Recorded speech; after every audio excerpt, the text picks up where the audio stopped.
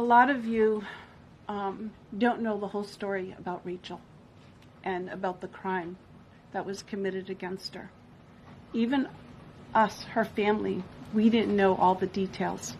They kept most of it close to their chest, the detectives, because they didn't want to do anything to hurt the case. They wanted to keep the integrity of the case, so they kept everything close.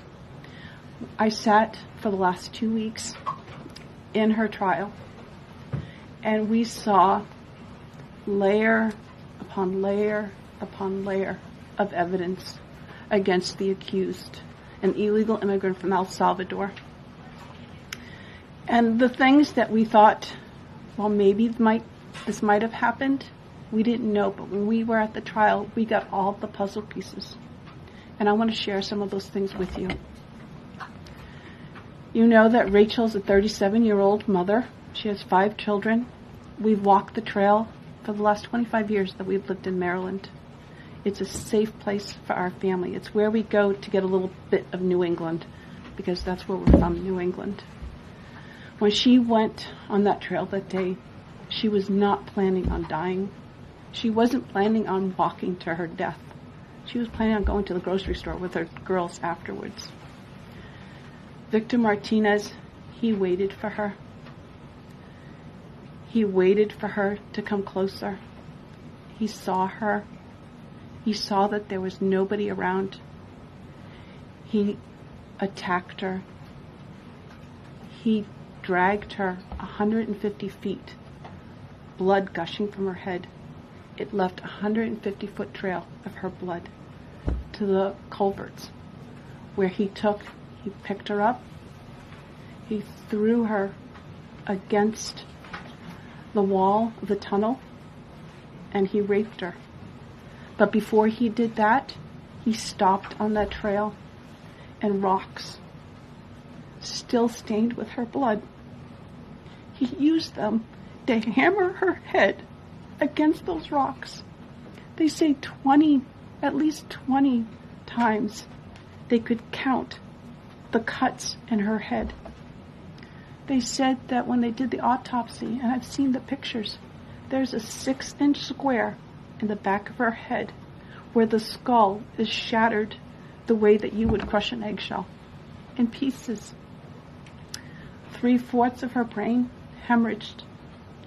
Her right and left side of her face bashed in. Her beautiful face bashed in. Her head bashed in. Broken bones, fractures. He takes and he drags her some more. He drags her through the thorn bushes. She has all the scrapes and cuts on her body. There wasn't 1 inch of her body that didn't have some kind of injury, whether it's bruising, broken bones, contusions, the scratches. She had a fractured rib, fractured nose, fractured skull. And then he takes her into the tunnel, and he picks her up. He throws her against the wall. Blood is gushing from her head. Her hair is soaked in blood. And they showed us pictures of her body against the wall, outlined. The blood outlined her body. And you could see where the blood ran down around her as he was raping her. And then he threw her down and raped her some more. And then he strangled her because he didn't want her to be able to live to tell the story. They said that when they did the autopsy on her neck, that one of the things they do is they open up the neck and they look to see how far the injury is. And they went all the way down as far as an injury is possible, hemorrhaging in the muscles, because of how strong and violent the grip was around her. These are the kind of people that have no compulsion. Like, to them, this is nothing.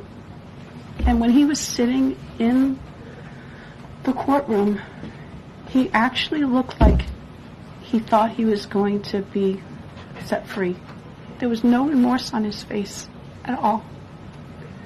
This person took my daughter so violently and so gruesomely and so graphically that they sealed the pictures, because I don't want my granddaughters to see these pictures. These are the kind of criminals President Trump wants to remove from our country. These are the kind of criminals that we need to remove from our country. We are American citizens. Why should we allow people like this, violent criminals that have no conscience at all, to murder our mothers, our sisters, our daughters? I don't understand why there's even any kind of problem with this. And it's not that it's political, like the left or the right, although I understand different parties have used it in the past. But we have to look at it as we are American citizens. We need to protect our families, our borders, our children. I don't care about politics. Well, I do, but I want to preserve life. And that's the only reason why I have taken and spoken about Rachel all this time. If you're a mother here in the room, can you imagine standing there alive? You're alive, and someone comes and puts their hands into your chest and rips out your heart? That's what it feels like. It feels like a part of you is being ripped out of you. You can't even describe the pain. Just like you can't describe to your husband what it feels like to carry a baby in your womb, or to feel those first kicks, or to know just intuitively if it's a boy or a girl. It's only a thing that a mother knows. Why are we not protecting the American citizens? It's just common sense. Why are we not protecting our children?